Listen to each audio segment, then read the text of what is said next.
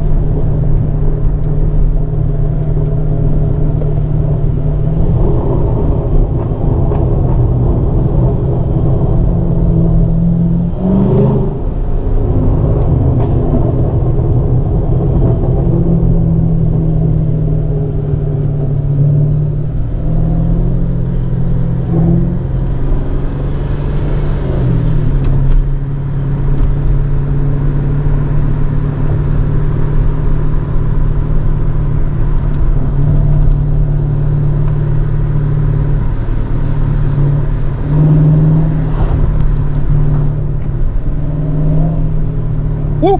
I do not like heights, guys. I did not like that. But sometimes in life, guys, you gotta face your fears. The Jenny handles pretty well, though. I cannot lie. Beautifully handling car. If you guys like the content, make sure you guys go ahead and hit the like button. It's free. Get a thumbs up. Make sure you guys also hit the bell to notify when I drop more content. Catch you guys in the next video.